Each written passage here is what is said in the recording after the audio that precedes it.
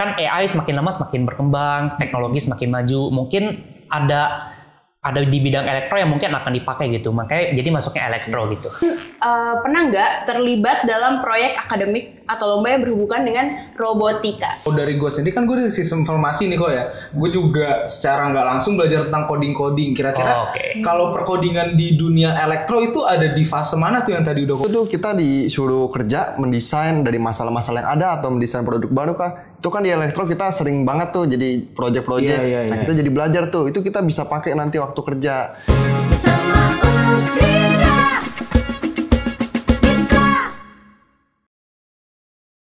Halo Ukridian, mulai update, siap upgrade. Halo semua, balik lagi bersama kita di T-Talks episode kedua dengan tema mesin berbicara elektro berkarya. Nah, di sini bersama saya Tanisha Aurelia Hilton dari Sistem Informasi Angkatan 24. Dan gue Yober Gunto Putra dari Sistem Informasi juga Angkatan 2023. Nah, seperti yang teman-teman udah dengar tadi, tema kita kali ini adalah mesin bicara elektro berkarya. Jadi, kita udah tahu dong mau ngomongin apa kali ini.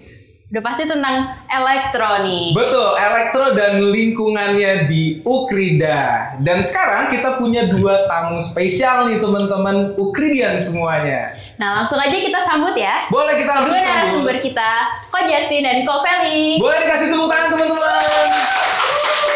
Silakan. Thank you. Oke, kita udah kedatangan dua tamu spesial nih, ada Ko Felix sama Ko Justin. Kita hari ini tuh akan ngobrol santai ya seputar elektro di Ukrida nih kok. Sebelumnya kan teman-teman udah pada tahu nih kok sekalian tuh dari elektro. Boleh dong spill angkatan berapa sih dari Ko Justin? Kalau aku dari elektro angkatan 2022. Kalau Ko Felix? Kalau aku dari angkatan 2022 juga sama kayak Ko Justin. Oke, dari 2022 ya Nes ya. Berarti beda setahun sama gua dan Beda 2 tahun sama aku. Oke, berarti kita santai aja bisa pakai gua lu aman kok? Boleh. Aman ya. Oke. Nah, dan pas banget nih kedua host kita, gua sama Nesia kan dari Sistem Informasi. Iya. Dan kita nih mau tahu banyak tentang teknik elektronya di Ukrida kayak gimana nih kok. Dan gue penasaran deh, gimana sih kalian bisa tertarik sama teknik elektronya Ukrida atau gimana sih kalian bisa masuk ke teknik elektronya Ukrida? Boleh dijawab Ko Justin dulu deh. Oh, dari gue dulu. Oke, kalau masuk elektro Ukrida, jadi gue tuh adalah tipe orang yang demennya belajar tuh learning by doing. Jadi gue tuh nggak terlalu demen tuh yang namanya hafalan monoton gitu kan. Hafalan monoton, pokoknya hafalan-hafalan yang banyak itu gue tuh sebenarnya nggak terlalu suka. Jadi gue lebih demen tuh kayak ngitung, kayak pokoknya ketika gue tahu ini, gue harus mencoba mempraktekannya itu seperti apa gitu loh. Contohnya kalau misalnya kayak ada rumus ini, nanti contoh soalnya ini bisa dipakai gitu. Nah, gue tuh orangnya demennya kayak gitu, learning by doing. Jadi gue lebih demen ngitung dibanding hafal. Nah, terus pas milih jurusan juga, pas milih kampus juga, kebetulan Ukrida tuh deket rumah. Jadi poin plusnya dari Ukrida berbagi itu aku tuh deket rumah yang pertama. Terus juga buat jurusannya aku entah kenapa kayaknya oke nih teknik elektro. Soalnya kan aku sempat nonton itunya juga, review di websitenya Ukrida juga, elektro Ukrida tuh kayak gimana, dan juga ngeliatnya oke nih kayaknya elektro jarang diekspos, banyak yang nggak tahu, dan kemungkinan karena banyak yang nggak tahu ini mungkin prospeknya mungkin gede. Prospek kerja gede gitu ya.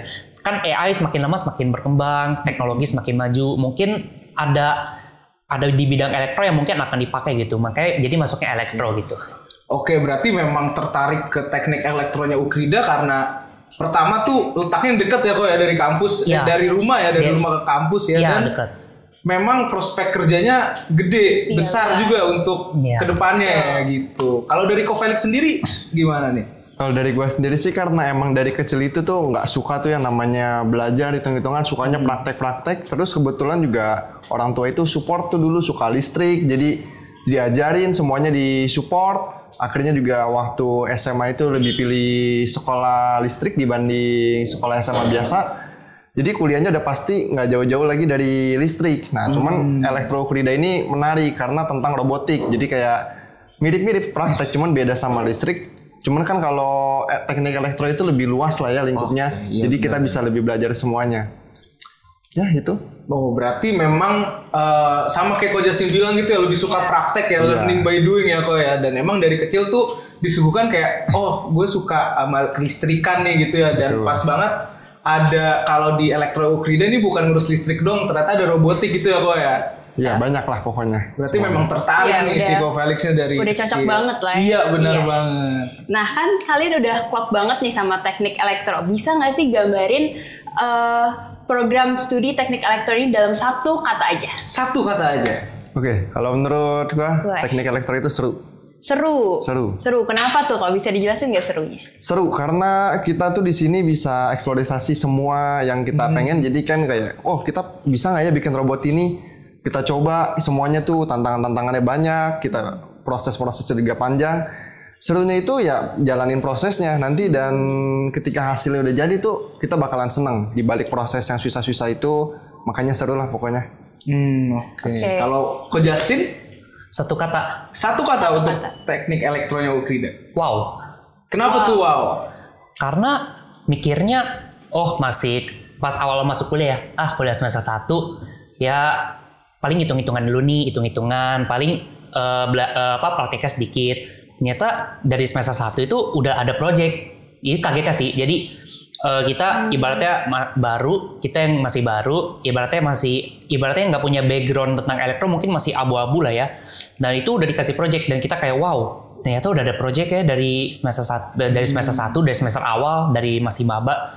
Tapi ternyata setelah dikerjain ternyata seru juga. Balik lagi yang si Felix bilang juga, ternyata seru juga dikerjain dan ketika udah project itu berhasil berjalan sesuai dengan yang kita harapkan, ternyata itu ada kesenangan pribadi gitu. Malah kita nagih pengen, ada project lagi nggak ya kira-kira gitu. Mau coba lagi gitu ya.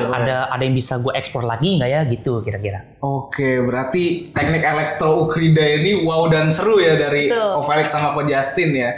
Dan kalau misalnya teknik elektro Ukrida ini wow dan seru, gimana sih suasana kelasnya nih kok? Menurut Koko berdua, suasana kelasnya gimana dan apakah dosennya ini dekat sama kalian berdua gitu loh? Saling suportif apa enggak? Boleh dari Ko Justin dulu. Oke, kalau kelas di teknik elektro, mungkin karena elektro itu mahasiswanya mungkin nggak sebanyak fakultas-fakultas lain kali ya. Jadi kita tuh bondingnya tuh lebih dapet gitu antara dosen sama mahasiswa. Karena jumlah kita yang nggak sebanyak fakultas lain, jadi kita dosennya tuh ngajarnya tuh bisa lebih ngebagi gitu loh. Ya misalnya nih satu kelas misalnya ada 10 orang misal. Nah itu jadi dosennya tuh bisa bagi rata gitu porsi 10 orang itu. Jadi itu yang membuat kita ada kemauan belajar lebih. Karena dosennya tuh bener-bener merhatiin kita banget gitu. Dan juga kita kan ada lab elektro ya. Jadi ini lab buat ngumpul mahasiswanya, ini lab buat dosen. Bener-bener sebelahan. Jadi kalau misalnya kan kita kelar kelas gitu ya, kelar kuliah, jadi kita suka ngumpul nih di lab mahasiswa, kadang ngerjain tugas, kadang ngerjain project. Kalau kita kebingungan, tinggal nyebrang ke lab dosen sebelahnya. Dan dosennya tuh terbuka banget gitu. Itu sih yang shocknya. Mikirnya kayak dosen kan ngasih tugas, ya udah nih tugas kerjain dah pokoknya. Tapi kalau di elektro tuh enggak, jadi bener-bener dituntun tugasnya. Diperhatiin lah kok ya? Iya, diperhatiin. Dituntun. Oke, berarti memang suportif banget ya dosennya ya, dan terbuka juga. Iya, terbuka serta gampang bonding gitu sama teman-temannya ya kalau di elektro sendiri. Kalau Ko Felix gimana nih? Ya kalau menurut gua karena kalau di elektro itu kan kelasnya nggak kayak pada umumnya, cenderung lebih sepi ya. Tapi justru dengan kelas yang lebih sepi itu akan lebih membantu kita karena misalkan kelas cuman biasanya tuh 40 orang, dosen kan nggak bisa ngelihat satu-satu kan ya. Kalau cuman kayak 10 orang walaupun sedikit tuh dosen elektro tuh tetap semangat ngajarnya. Bahkan bisa lebih support kayak, oh ini ada satu anak nggak bisa, itu benar-benar diajarin sampai bisa. Jadi kayak hubungan kita sama dosen itu, kalau dosen kan kadang ada yang nggak peduli, oh kalau nggak bisa ya udah urusan masing-masing. Tapi kalau di elektro itu dosennya suportif. Jadi kalau kita nggak bisa, kita tanya ke dosennya, minta ajarin sama dosennya, itu benar-benar bisa diajarin sampai kita bisa. Keren banget ya, suportif banget dosennya terhadap mahasiswanya. Ya kan kita udah ngomongin nih seru-serunya, asiknya.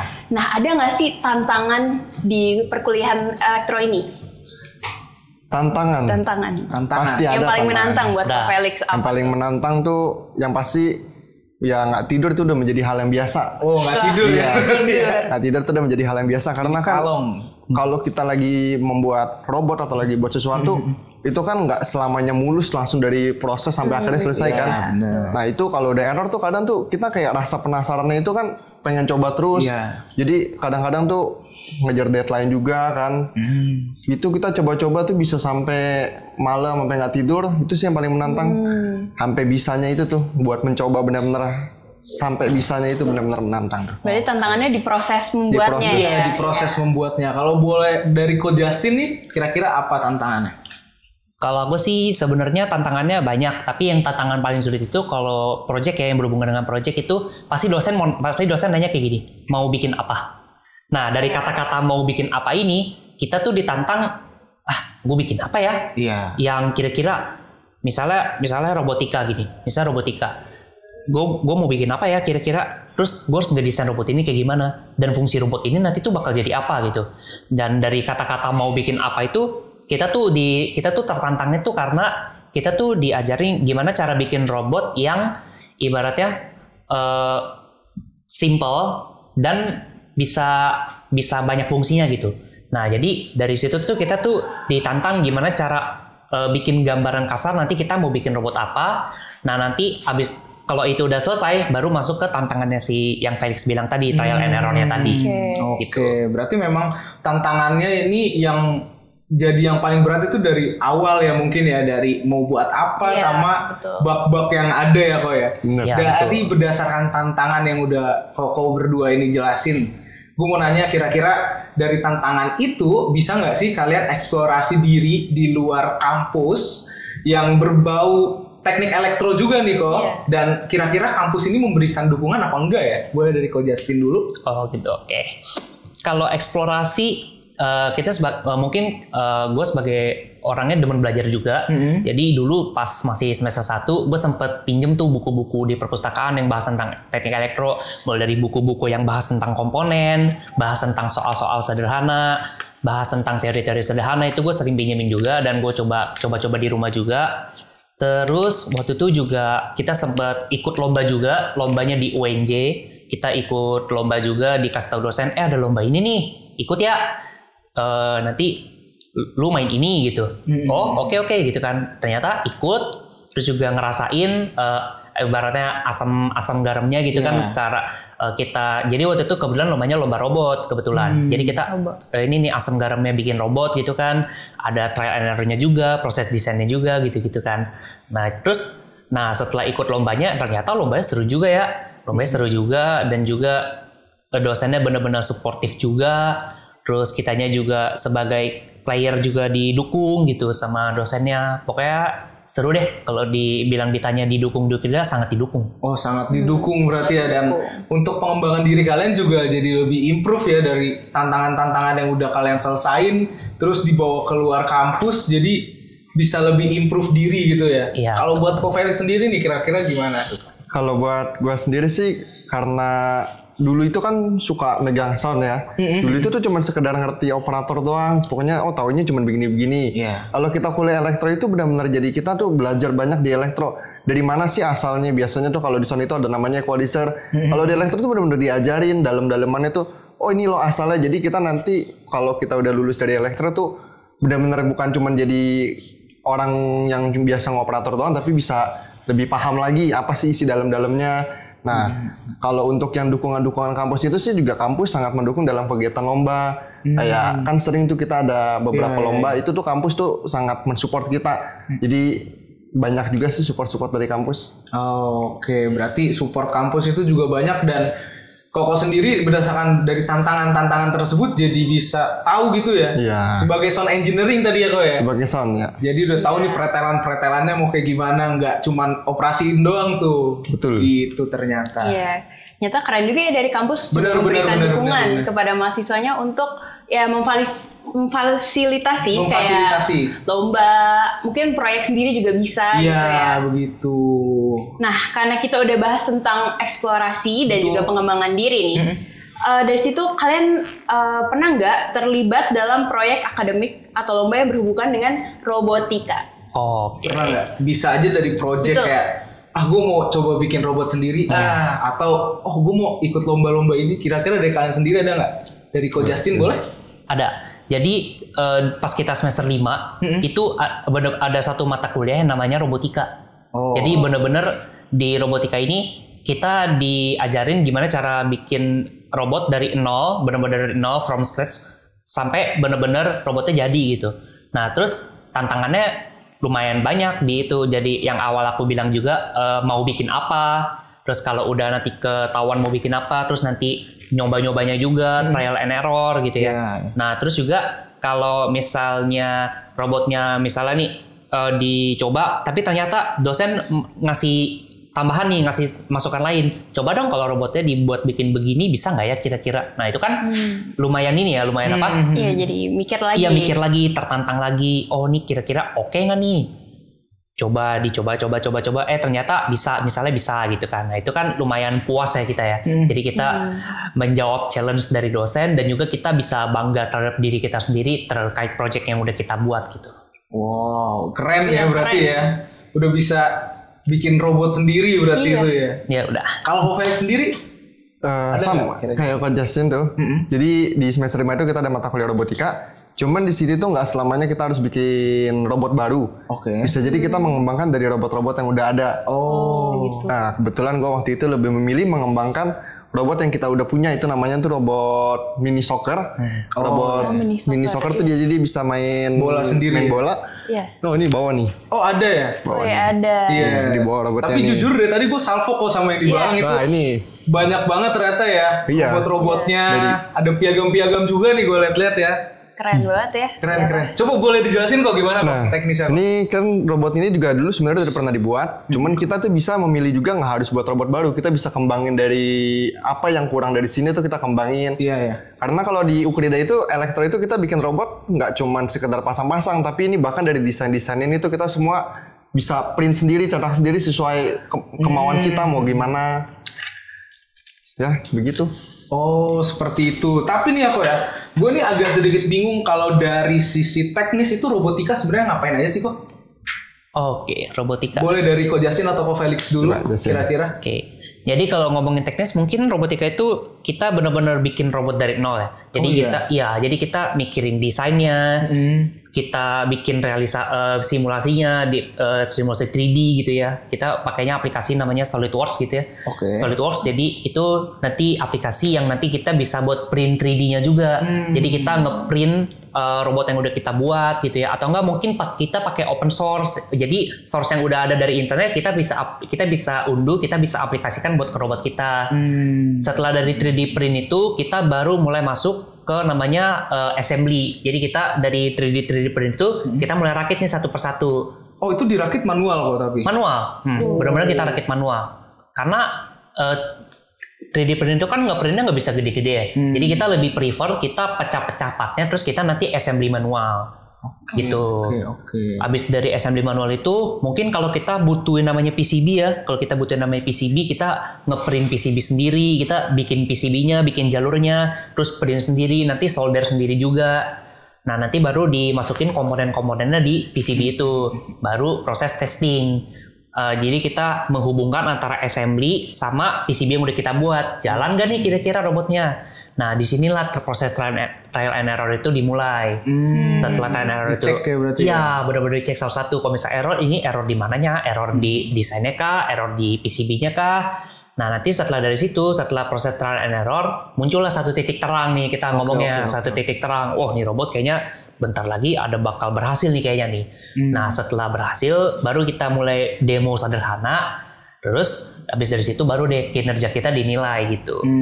Tapi kalau dari gue sendiri kan gue dari sistem informasi nih kok ya, gue juga secara nggak langsung belajar tentang coding. Kira-kira kalau perkodingan di dunia elektro itu ada di fase mana tuh yang tadi udah Koko jelasin tuh kira-kira? Proses trial and error. Berarti di proses ngeceknya itu berarti kita juga serta memasukkan codingan gitu ya di situ ya. Iya. Dan perintahnya semua langsung dari coding atau gimana kok? Iya, karena kita di elektro kan hardware iya, software juga iya gitu kan. Jadi kita benar-benar mengkombinasikan antara dua itu kan. Kalau untuk perintah dari ininya, perintah untuk robotnya bisa jadi direct langsung dari codingnya, atau enggak kita pakai tombol misalnya kita kalau tombol yang dipencet misalnya kalau waktu itu project aku bikin robot lengan gitu ya. Jadi waktu itu project aku bikin robot lengan masukin koordinat segini. Koordinat ini. Nah, nanti pencet tombol, nah nanti robotnya ngikut tuh ke koordinat itu, ngambil barang terus nanti pindahin kemana terus taruh lagi. Ada yang versi pencet tombol, ada yang versi direct langsung ke codingnya gitu. Oke, berarti memang iya keren ya robotika. Ternyata robotika di dalam teknisnya teknik elektro kayak gini, dan gue juga baru tahu ternyata kayak gitu.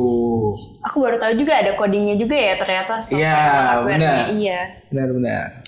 Nah, kalau dari Koko sendiri ini mahasiswa ini terlibat sejauh apa gitu dalam proses robotika dan otomasi?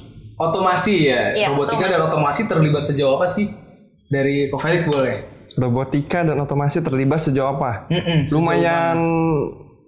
Lumayan jauh sih untuk masa. Ini melibatkannya berarti tentang otomasi robotika nih, robotika. Iya, robotikanya kayak gimana? Udah terlibat sejauh mana sih Koko? Ini Ko Felix udah robotnya itu udah sampai sejauh mana Koko kerjain? Mungkin bisa kayak gitu. Atau Koko ini udah terlibat sejauh mana sampai dalam fase apa gitu loh? Oke, kalau untuk proses robot sih, kalau gue sendiri baru bisa bikin robot tuh kan yang tadi si Justin bilang, coding itu bisa banyak variasi tuh, bisa dari perintah tombol, perintah apa.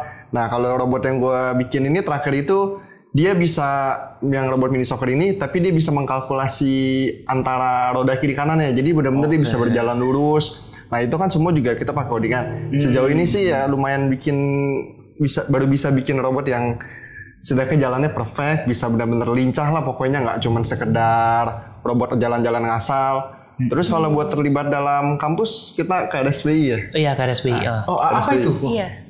KRSBI itu KRSBI. Jadi kompetisi robot sepak bola Indonesia. Jadi ada satu bagan pemerintah namanya KRI, Kompetisi Robot Indonesia. Itu ada banyak cabangnya.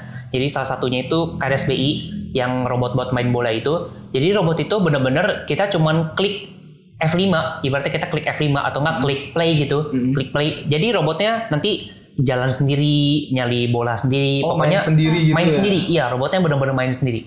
Jadi robotnya itu benar-benar nyari bolanya gimana, nanti ngoper ke temannya, nanti ngegolin, itu benar-benar sendiri gitu nanti robotnya. Oh, berarti keren banget ya Nes ya. Mereka udah sampai sejauh ini ternyata dalam di dunia robotikanya teknik elektro. Dan Ko Justin sama Ko Felix sendiri kan ini punya project masing-masing tuh. Yang tadi udah dijelasin gimana proses pembuatannya ya. Mulai dari Ko Felix ada robot yang bisa main bola, dan Ko Justin ada robot lengan-lenganannya, bisa ngambil barang atau semacamnya. Dan gue mau nanya, hal menarik apa sih yang ada saat proses pembuatannya, bisa dijelasin nggak kira-kira? Hal yang menarik. Hal yang menarik dalam proses pembuatan robot lengan-lengan itu atau robot sepak bola itu, ada nggak sih hal-hal yang menariknya? Oke, siapa dulu? Boleh dari Ko Justin dulu. Oh gitu. Oke, hal menariknya, jujur robot lengan yang gue bikin di luar ekspektasi gue. Karena jadi robot lengan, biasanya kan robot lengan itu kan ada berbagai macam ini ya, kita nyebutnya penggerak gitu ya. Jadi robot lengan yang mungkin kita tahu, mungkin dia lambat gara-gara penggeraknya itu kan punya bebannya juga kan. Biasanya itu ada 4 penggerak biasanya di robot lengan itu. Nah robot lengan yang aku bikin penggeraknya cuma 2, benar-benar cuma di ujungnya doang. Oh iya. Jadi benar-benar cuma 2, dan itu benar-benar kita benar-benar kalkulasi, benar-benar pakai. Di sini matematikanya juga ada, codingnya ada, hardware-nya ada, software ada gitu. Jadi benar-benar robot lengan yang aku bikin ini yang paling menguras tenaganya sih benar-benar di perhitungan matematisnya ya. Karena matematisnya ya. Iya, karena untuk mencapai rumus yang akan dimasukkan ke codingnya ini perlu perhitungan matematis ternyata. Jadi dari situlah. Nah, untungnya dosen Nuklida tuh suportif banget sama mahasiswanya. Jadi waktu itu aku bener-bener nanya sampai jam berapa ya? Jam 9 malam ada kali, jam 9 malam, jam 10 malam. Lewat waktu kerja lah. Ya, lewat waktu kerja. Di atas jam 5 gitu, masih benar-benar ditanyain. Dan juga waktu itu Nuklida udah masuk libur ya. Udah masuk libur, tapi aku masih nanya dan masih dibalas gitu. Itu hebatnya Nuklida. Jadi nggak dikasih project doang, ditantang membuat sesuatu yang baru, tapi diperhatiin juga progresnya tuh sampai sejauh apa gitu, sampai robotnya jadi. Gitu. Oke, berarti hal yang menariknya buat Ko Justin nih di perhitungan matematisnya ya, Ko ya. Iya, ternyata. Dan setahu gue juga kan kalau misalnya perhitungan matematisnya miss sedikit, itu robot nggak bakal jalan, bener nggak sih, Ko? Iya, dan juga itu tergantung robotnya juga sebenarnya. Ada yang perlu banyak, ada yang perlu sedikit gitu. Berarti itu hal yang menarik ya buat Ko Justin Buat ya. Ko Justin malah tantangannya malah menarik gitu. Iya, tantangannya malah menarik. Kalau buat Ko Felix sendiri gimana nih dalam pembuatan robot sepak bolanya? Ada nggak sih hal yang menarik? Wah, kalau hal yang menarik pasti ada. Apa Jadi tuh, itu kira-kira? kendala di robot sepak bola sebelum ini kan dia jalannya tuh kayak nggak lurus tuh, suka bermasalah. Itu sebenarnya kalau kita mau gampang tuh kita tinggal beli aja motor yang mahal itu udah pasti pasang beres. Iya, benar. Nah, cuman di sini tuh kita mikir nggak selamanya harus pakai barang mahal. Kita coba akalin pakai cuman motor yang murah aja, tapi kita bikin dia caranya gimana supaya bisa lurus dengan kita kasih cuman satu sensor aja. Itu dosennya juga ngajarin. Jadi nggak harus pakai motor mahal langsung pasang selesai gitu, tapi kita bisa ngakalin pakai barang-barang yang ada, kita pakein sensor, lalu kita coding lagi, kita kasih coding. Nah dari situ juga akhirnya kita mikir, oh nggak selamanya tuh kalau mau bagus harus pakai barang-barang yang mahal bagus gitu terus ya. Dari situ juga belajar, terus kayak biasanya tuh nemu-nemu hal menarik di trial and error. Oh, trial and error-nya malah ya. Iya, kayak cuman perkara kabel salah satu aja itu bisa jadi itu masalah itu banyak kemana-mana. sih ya kejadiannya. Ya di coding juga ada kayak pasti di sistem informasi ngerasain lah kayak Iya cuma benar, kayak satu aja tuh salah titik koma dikit kali nih. titik koma satu. Iya, Wah, gitu. itu nyarinya tuh. Oke, berarti emang hal menariknya di trial and error-nya Trial itu error ya. juga sama yang tadi nggak selamanya tuh bikin robot itu kalau orang bilang bikin robot mahal tuh nggak selamanya mahal. Kita bisa akalin. Dari barang-barang di sekitar kita juga Barang mungkin bisa ya, Ko, ya. Bisa. Oke, menarik banget nih berarti Betul. Anes ya. Iya. Nah itu kan mungkin teman-teman di sini juga penasaran dari tantangan-tantangan itu pernah nggak sih kalian tuh kesetrum gitu pas lagi ngerjainnya? Biasa kan banyak tuh anak. Iya. Kalau di bayangan kita sebagai orang awam kan kalau teknik elektro kan pasti perkabelan kelistrikan gitu ya. Iya. Dan kayak pasti kesetrum nih. Kira-kira gimana, pernah nggak dari kalian berdua gitu? Kalau kesetrum itu kan kita ini sebenarnya elektrokrida ini lebih ke arah robotik. Kita tuh cenderung bermain di namanya arus rendah. Sebenarnya untuk potensi kesetrum itu sebenarnya lebih kecil. Biasanya tuh kalau robot-robot gitu sih nggak akan nyetrum. Pernah kesetrum sih pasti pernah. Tapi kayak cuma zet gitu doang ya. Pernah dikit doang. ya, tapi pernah. ketika ada project yang emang berkaitan sama listrik aja, kalau untuk yang robot-robot itu kan dia pakai baterai itu nggak akan ada yang kesetrum kok, aman. Oke, berarti aman ya. Nah, jadi buat teman-teman Ukridian, kalau misalnya mau masuk ke teknik elektro Ukrida jangan takut kesetrum ya. Karena memang fokus kita ke arah robotika ya, Ko ya. Iya, harus. Seperti itu. Oke, dan buat kalian nih, kira-kira udah sejauh mana sih penguasaan kalian di bidang teknis robotika kayak robotika ya tadi yang bisa jadi nilai tambah buat mahasiswa elektro di dunia kerja nanti? Boleh dari siapa dulu? Oh, oke. Ko Justin boleh ya. Robotika di dunia kerja. Jadi di elektro ini kan kita dibilang tadi kita nggak bener-bener pokoknya misalnya ada ini, ya udah kita cuma tahu ini sebagai ini. Tapi kan kita belajar dalamannya juga ini tuh dari mana dan apa aja gitu ya.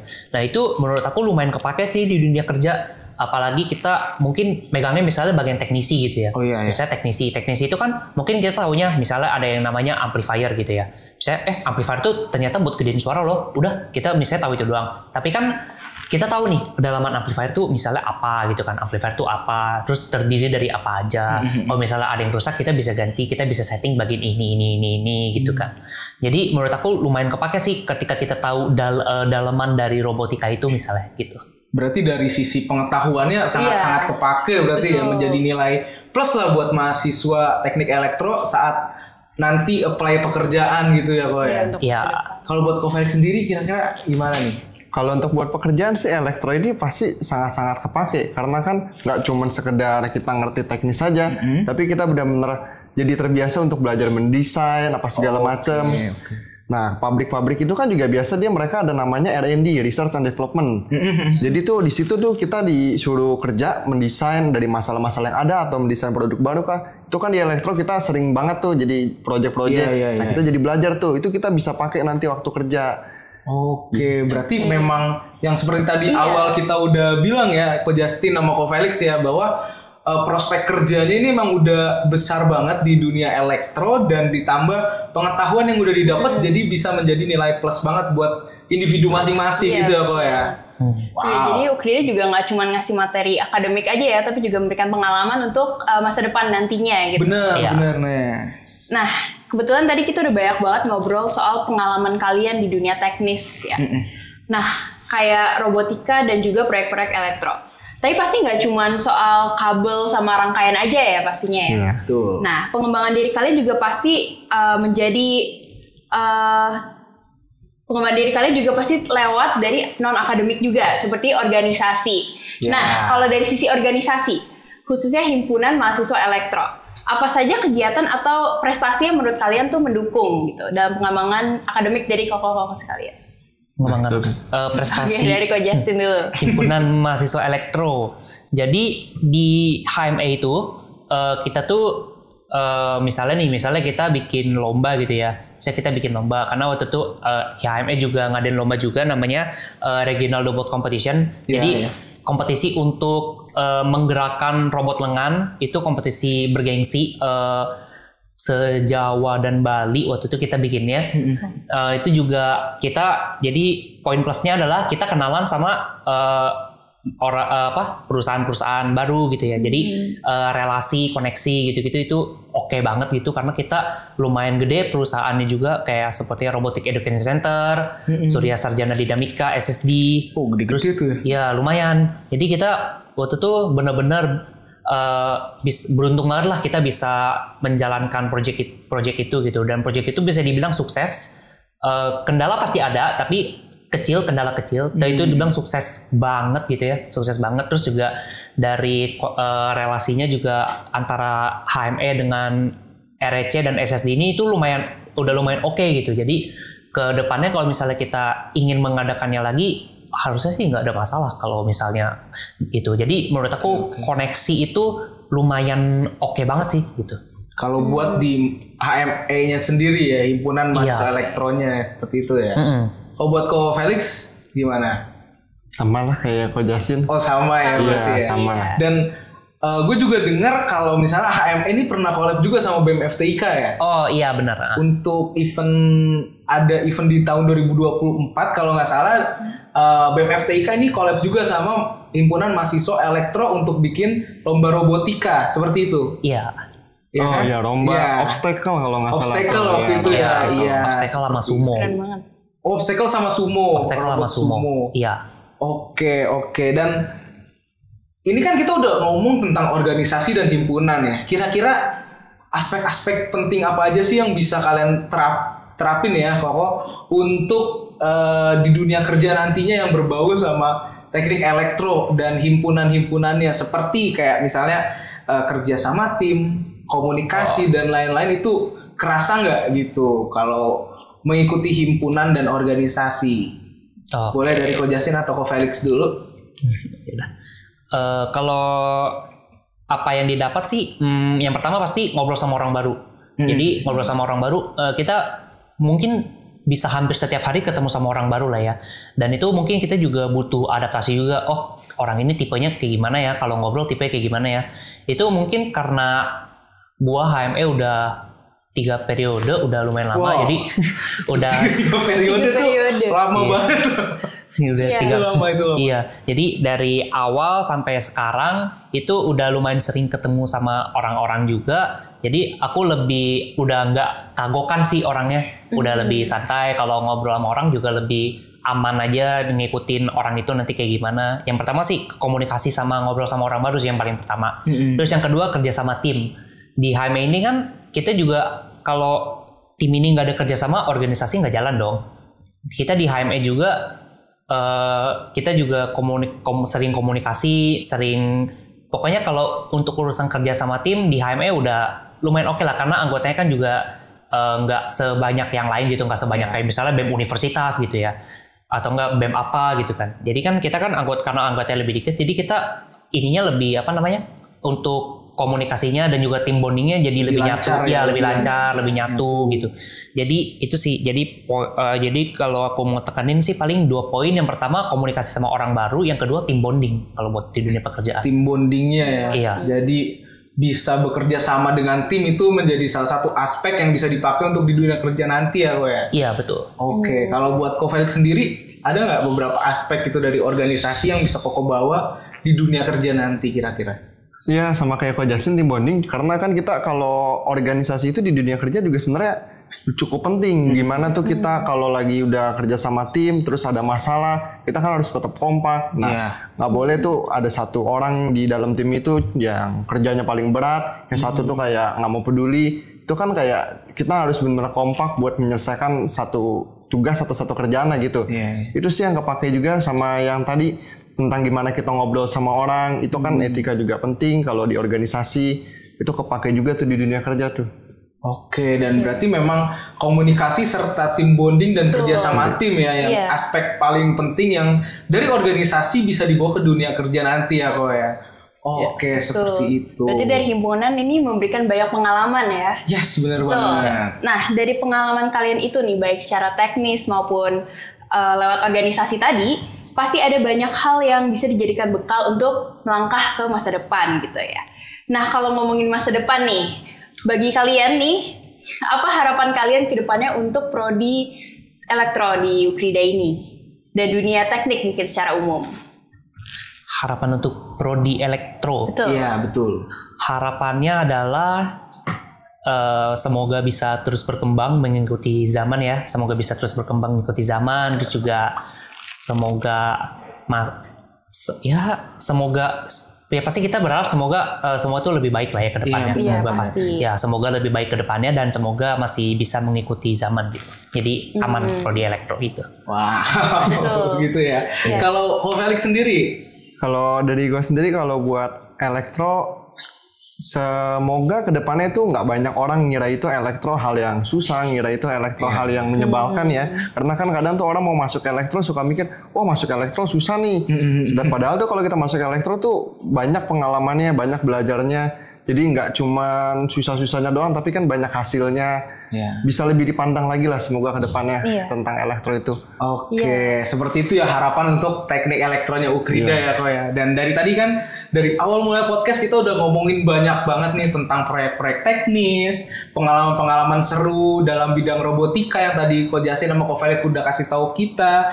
Terus aktivitas-aktivitas juga di dalam bidang organisasi di dunia teknik elektronya Ukrida khususnya, dan kita tahu bahwa teknik elektronya Ukrida ini bukan hanya unggul di bidang akademik, tapi juga ternyata unggul dalam bidang non akademik ya, kakak-kakak sekalian ya. Dan ini pertanyaan terakhir dari gua sama Nesya. Kira-kira ada nggak sih pesan khusus untuk teman-teman yang di luar sana yang ingin join nih sama kakak-kakak sekalian masuk ke jurusan teknik elektro khususnya di Ukrida? Ada nggak pesan-pesan khususnya kok? Boleh Ko Justin dulu nggak apa-apa. Pesan khususnya nggak usah mikir susah sih masuk elektro, masuk aja. Kayak di sini benar-benar disupport kok. Mulai dari lingkungannya yang kondusif, suportif juga lingkungannya, terus juga dosennya juga baik-baik di elektro, terus juga didukung juga. Kalian pokoknya benar-benar diperhatiin lah. Bahkan kalian mungkin ngerasa di elektro itu mungkin bakal jadi rumah kedua kalian mungkin ya gitu. Oke. Dari Ko Felix ya. Ko Felix. Kalau dari gue pribadi pesan-pesan buat orang-orang yang di sana itu terutama buat orang yang senang berkarya ya. Kayak jangan ragu buat kita di elektro karena dengan di elektro ini tuh kita benar-benar diajarin semuanya kita mau berkarya apa. Mungkin sekarang ini kita kan tak ragu karena mungkin belum tahu prosesnya nih kayak gimana nih. Padahal tuh kalau misalkan kita udah belajar semua tentang basic-basicnya, itu prosesnya itu akan berjalan aja semuanya. Dan kita tuh bakalan berkali-kali lipat lebih senang ketika apa karya yang kita mau itu bisa berhasil jadi. Dan itu benar-benar bikin senang tuh biasanya. Oke, jadi itu teman-teman Ukridian. Jadi nggak usah takut lagi kalau misalnya mau masuk ke teknik elektro ya. Dan nanti siapa tahu bisa ketemu sama kakak sekalian ya gitu. Untuk teman-teman Ukridian. Oke, next kita punya apa nih kira-kira? Nah, jadi kita di sini udah mempersiapkan pertanyaan-pertanyaan ya Q&A dari teman-teman Ukridian yang ingin bertanya ke Koko Felix dan juga Ko Justin. Iya. Ya. Boleh dibacain Berarti dari satu? sini ya. Oke, pertanyaan yang pertama dulu dari Morgumatur nih. Di luar aspek akademik, manfaat apa yang paling kalian rasakan secara pribadi selama aktif di himpunan? Boleh dijawab antara Ko Felix atau Ko Justin? Kalau masih. Oke, Ko Justin boleh. Manfaat apa yang dirasakan sekarang udah lebih apa ya, nggak kagok sih ngomong sama orang baru karena di himpunan kan kita waktu itu ketemu sama orang baru juga, kita mau kerjasama udah pasti ketemu sama ibaratnya timnya mereka, timnya perusahaan-perusahaan dari luar. Awal-awal mungkin masih kagok lah ya, mungkin karena masih pertama kali gitu ya, ngomong sama orang dari perusahaan nih gimana nih. Kan biasanya mungkin kalau kita di SMA kan mungkin mikirnya paling ngomong mungkin yang paling tinggi gitu ya, mungkin ngomong sama kepala sekolah gitu ya. Kalau di Ukrida di himpunan juga itu kita udah ngobrol sama berbagai macam petinggi mungkin ya. Di HME-nya ada dari petinggi ini, petinggi itu, tim ini, tim itu. Sekarang mungkin udah lebih ke arah udah nggak kagokan sih kalau ngomong sama orang baru karena udah terbiasa juga. Terus juga poin plus yang didapat dari himpunan itu sekarang udah mulai nggak kagok sih untuk urusan surat menyurat sih. Karena karena surat menyurat itu penting banget di dunia kerja itu juga penting banget. Kalian secara surat menyurat itu mungkin tricky tricky. Jadi surat menyurat sama ngobrol sama orang baru itu poin plus yang didapat dari himpunan sih. Oke, itu kalau dari Ko Justin mungkin ya. Kalau dari Ko Felix ada nggak kira-kira? Ada sih tentang kerjasama. Karena dulu itu tuh gue tuh sukanya apa-apa kerjain sendiri. Jadi ujung-ujungnya capek sendiri. Sedangkan di himpunan ini kan kita kan punya tim. Jadi ada tim yang bisa saling membantu kita untuk sebuah tugas atau misi lah. Dari situ kita bisa belajar ya kalau nggak selamanya tuh kita harus benar-benar kerjain sendiri. Oke, berarti selain kerjasama, komunikasi juga penting juga, ya. Itu atas nama siapa tadi Q&A-nya? Atas Morgumatur. Oke, seperti itu Morgumatur. Makasih juga sudah bertanya. Iya, thank you buat bertanya. Nah, next kita punya pertanyaan dari @jennifer_budimul. Nah, gimana nih koko-koko sekalian, kan kalau Ko Felix gue udah tahu nih dia kan sebagai sound engineering yang sibuk lah di mana-mana ya kok ya di luar kampus, dan kalau di dalam kampus juga sama ngatur sound juga dan lain-lain. Sedangkan Ko Justin sibuk dengan himpunannya ya seperti itu, non akademik ya. Dan pertanyaannya gimana sih kok cara ngimbangin akademik sama non akademik untuk menjadi mahasiswa yang berprestasi nih? Gimana kira-kira? Boleh dari Ko Justin atau Ko Felix dulu? Ngimbanginnya pinter-pinter kalian nyari waktu sebenarnya. Karena kalau ini time management ya, time management itu nggak bisa dilatih sih ya. Itu bisa karena terbiasa gitu ya. Kalian sisipin aja misalnya di jam segini sampai jam segini fokus kalian tuh apa, dan nanti di jam segini sampai jam segini fokus kalian tuh apa. Pokoknya pinter-pinter kalian bagi time schedule kalian. Yang penting time schedule ini bisa kalian lakukan tanpa terpaksa, dan juga antara balance antara akademik sama non akademik ini tetap jalan gitu. Jadi misalnya nih, misal aku himpunan HME gitu ya, HME, terus aku juga ini ada event nih bentar lagi nih, event minggu depan. Tapi ada project juga nih minggu depan. Harus gimana nih kan? Akademik ada, non akademik juga ada. Mateng kan? Iya, mateng kan? Pusing kan? Banget ya, iya. Persiapin. Nah, jadi pinter-pinter kalian bagi waktunya aja. Jadi misalnya nih dari jam 8 sampai jam 5 gitu ya misalnya. Itu kan bener-bener kan 8 to 5 kan bener-bener waktu kerja gitu ya. Bener. Dan juga waktu ibaratnya kalau kalian mau nanya ke dosen tentang tugas sama proyek itu kan dosennya masih ada gitu ya. Masih ibaratnya masih bisa diganggu lah dosen gitu kan. Karena kan mungkin ada beberapa tipe dosen yang mungkin nggak mau diganggu di luar itu kan, gitu kan misalnya. Jadi dari jam 8 sampai jam 5 kalian benar-benar maksimalin waktu kalian di situ buat ngerjain proyek kalian. Nah setelah dari jam 5 baru kalian bisa, karena kan di atas jam 5 mungkin udah nggak ada perkuliahan lah ya, karena kan perkuliahan mentok-mentok jam 4 misalnya paling telat kelarnya gitu ya. Jadi di atas jam 5 mungkin kalian bisa mulai tuh rapatin tentang proker yang akan kalian laksanakan di himpunan gitu. Jadi pinter-pinter bagi waktunya aja sih, dan juga jangan sampai kalian bagi waktu tapi kalian menyiksa diri kalian. Oke, berarti time management ya, time managementnya penting. Kalau Ko Felix? Ya cara paling gampangnya sih kita harus bisa atur prioritas dulu. Jadi prioritas nomor 1 itu kita harus taruh dulu akademik. Nomor 2 pasti baru non akademik. Ketiga itu baru tentang ya di luar kita main lah, pergi jalan-jalan atau apa. Jadi ketika kita ada waktu sekarang, kita harus lihat nih di prioritas pertama ini ada tugas nggak, ada apa nggak. Setelah itu semua beres, baru tuh kita urusin non akademik. Nah, kalau semua urusan akademik sama non-akademik udah beres, kita baru manfaatin waktu sisa-sisa itu buat main, buat jalan-jalan lah. Jadi nggak selamanya tuh kita ada waktu buat main. Ada waktu sisa tuh kita manfaatin. Kita bisa cicil tugas ini loh, bisa cicil tugas apa. Jadi jangan buang-buang waktu sih yang paling penting. Sama urutin prioritasnya itu tuh. Ya, berarti memang time management dan atur prioritas itu yang penting ya. Iya. Sebagai mahasiswa kita juga paling penting kuliah dulu gitu ya. Iya benar. Pokoknya tujuan pertama kita kuliah, selesain kuliahnya dulu. Sama ya. Benar. Oke, jadi seperti itu @Jennifer Budimul, dan pertanyaannya thank you udah bertanya. Next ada dari siapa lagi nih next? Oke, di sini ada dari Salvador. Nah, pertanyaannya adalah balik lagi ke materi pelajaran ya, balik lagi ke akademik. Menurut kalian tuh materi apa yang paling mind blowing nih? Ya bikin kalian tuh jadi cinta banget sama elektro gitu. Oke. Mind blowing. Kalau dari gue pribadi sih, kalau yang benar-benar makin cinta tuh materi yang gue suka tentang robotik, yang tentang praktek-praktek lah. Tapi kadang juga materi yang sulit itu juga bisa bikin kita jadi cinta karena akhirnya mau nggak mau kita untuk belajar kan. Setelah di belajar ternyata ya seru juga kalau kita udah bisa. Punya rasa puas juga kalau misalnya udah bisa ya. Itu. Oke, kalau Ko Justin ada nggak materi yang mind blowing yang bikin kayak wah gitu loh? Mind blowing. Iya, bisa aja materi yang kayak gue nggak suka banget nih, atau gue suka banget nih materi yang ini gitu. Paling mind blowing tuh sinyal dan sistem kali ya. Ada mata kuliah namanya sinyal dan sistem. Itu kayak gimana tuh? Jadi mata kuliah itu tuh karena kan dulu aku mikirnya sistem udah gitu kan, selesai gitu kan. Ternyata sinyal dan sistem ini ada kaitan satu sama lain loh, dan juga kita juga di situ diajarin coding juga.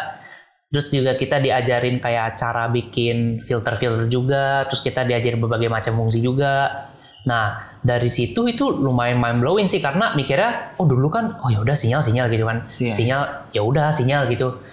Sistem ya udah sistem gitu kan. Tapi ternyata di sana tuh ternyata sekecil sinyal dan sistem aja tuh di pelajaran dan didalemin gitu loh. Itu sih yang bikin mind blowingnya sih. Ya berarti memang ada mata kuliah yang bikin mind blowing ya gitu. Nggak cuma tentang listrik aja ternyata elektro itu ya. Benar. Matkulnya juga banyak yang bikin mind blowing ya ternyata. Iya. Oke, thank you buat Salvador yang udah nanya. Next kita mau masuk ke pertanyaan selanjutnya. Ini dari @belbelble nih. Pertanyaannya, udah ada nggak sih rancangan kedepannya, rancangan karir kedepannya buat Koko sekarang? Dan ada nggak lagi ada nggak project yang lagi dikerjain gitu? Kira-kira boleh dari Ko Felix atau Ko Justin dulu? Boleh Ko Justin dulu. Rancangan kedepannya apa nih kok setelah lulus dari teknik elektro? Koko mau ngapain dan kira-kira ada nggak project yang lagi dikerjain sekarang? Kalau project yang lagi dikerjain sekarang paling ikut PKM sama ikut hibah dosen paling ya. PKM sama hibah dosen itu projectnya. Terus juga kalau misalnya rancangan ke depan mau ngapain, mungkin kalau habis lulus mungkin kerja ya, yang paling jelas kerja, cari pengalaman kerja. Mungkin kalau ada kesempatan mau lanjut S2 sih rencananya. S2 di bidang yang sama? Atau kemungkinan besar akan di bidang yang sama. Oh wow, berarti emang udah kecintaan banget nih sama elektro ya. Banget sama elektro. Udah kalau banget. Kalau Ko Felix sendiri?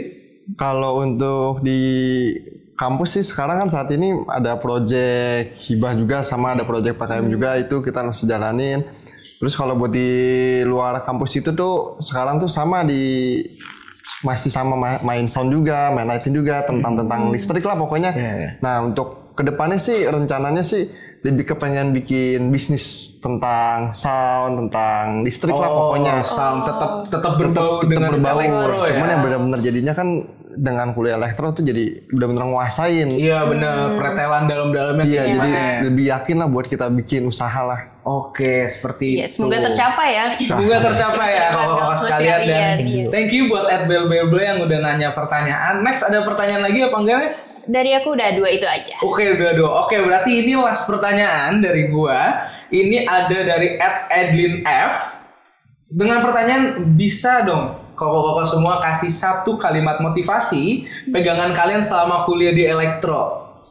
Kayak misalnya di gua, kalau gua kan kalimat motivasinya ada nih 1 yang gue pegang banget, yaitu ujian untuk belajar, bukan belajar untuk ujian. Mantap, gacor ya? Keren gitu ya. Kalau misalnya dari kakak-kakak sekalian, ada nggak kalimat motivasi sendiri? Boleh dari Ko Justin atau Ko Felix dulu. Kalau dari aku mungkin ini apa ya, motivasi banget ya buat aku kata-kata ini, karena ini mamaku pribadi yang ngomong juga.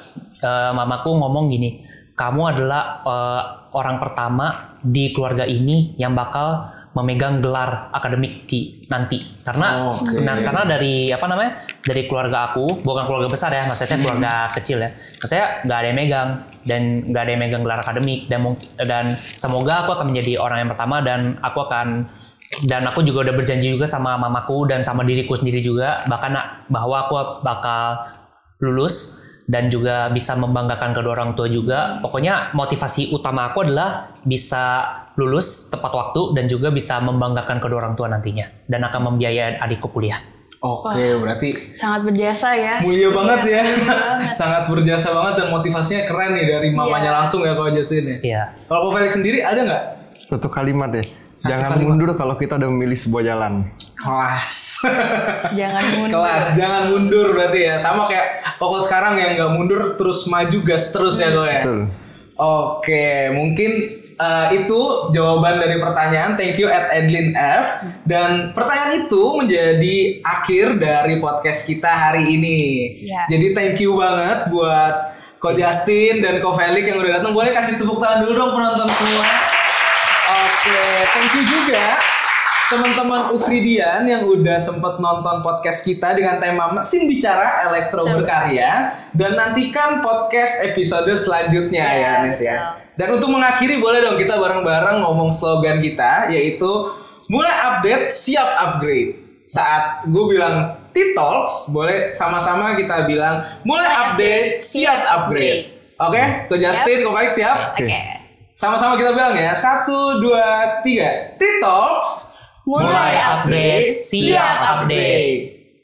Kayaknya kebalik. Oh iya, kebalik ya. Oh. Mulai update, siap upgrade. Oke, kita ulang sekali lagi. Kita ulang sekali lagi ya. Kita ulang sekali lagi. Oke, 1, 2, 3. T-Talks Mulai update, siap upgrade. Thank you.